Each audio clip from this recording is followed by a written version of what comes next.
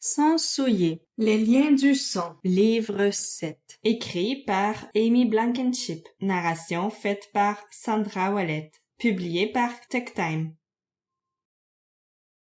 Sans souiller. La saga des liens du sang. Livre 7. Auteur Amy Blankenship. R.K. Melton. Traduit par Louise Lebars. Copyright 2012 Amy Blankenship. Édition anglaise publiée par Amy Blankenship. Édition française publiée par Tech Time. Tout droit réservé.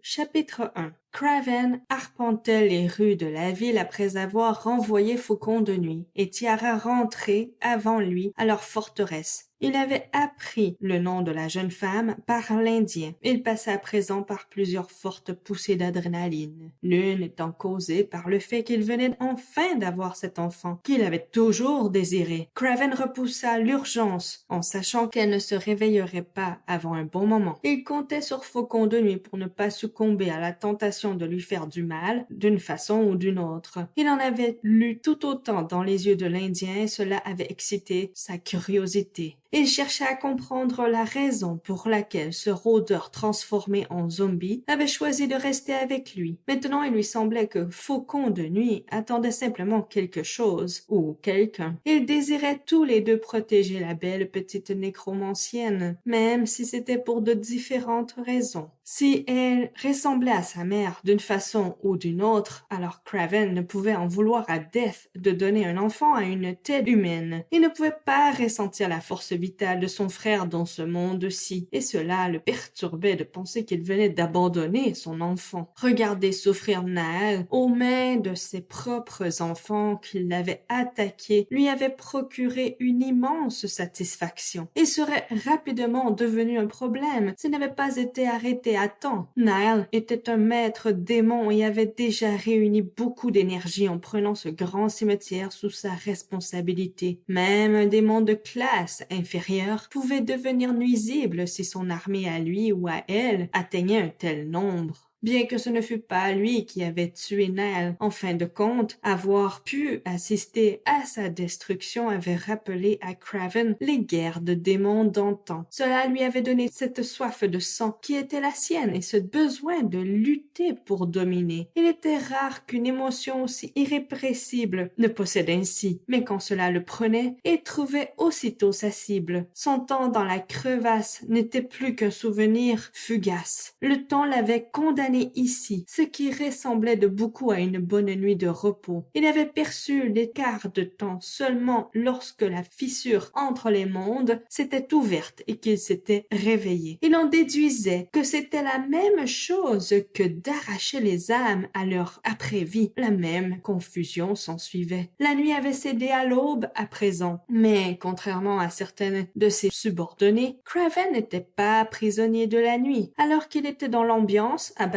un ou deux maîtres plus faibles que lui présenterait un passe-temps appréciable. Il pouvait déjà présager du chaos qu'il répandait dans la ville. Craven s'adossa à un mur d'immeuble pour avoir une bonne vue d'ensemble. C'était le même monde dans lequel il avait vécu si longtemps, avant de se retrouver banni dans le silence de la crevasse. Mais maintenant tout était différent sur tant de points. Cette période était bien plus sophistiquée et encore plus sauvage que dans son souvenir. Les rues qui se croisaient sur le terrain contenaient tellement de secrets, mais à chaque âme qu'il touchait, il en apprendrait bien plus sur cette époque, et ce, grâce à leurs souvenirs. Le nombre d'humains avait cru, tout comme le nombre d'âmes abandonnées en chemin pour hanter la ville elle-même. Et il pouvait les sentir errer dans les maisons, les hôpitaux, partout. Il observa un bus qui passait lentement devant lui et remarqua l'âme d'un homme qui le regardait à travers la vitre. Était-ce la raison pour laquelle les cimetières qu'il avait sortis de leur sommeil ne comptaient pas le même nombre d'âmes que celui des tombes? De son point de vue, il apparaissait que, comme les âmes reposaient à l'endroit où le corps était mort, s'efforcer de continuer une existence achevée n'avait aucun sens. La plupart des démons étaient seulement capables d'utiliser les mortels encore vivants, en possédant ou en contrôlant leur corps. Avec si peu de nécromanciens en vie, son armée serait immense une fois complète. Le passage du temps avait donné au moins une chose. Le nombre de morts atteignait maintenant celui des Sample complete. Ready to continue?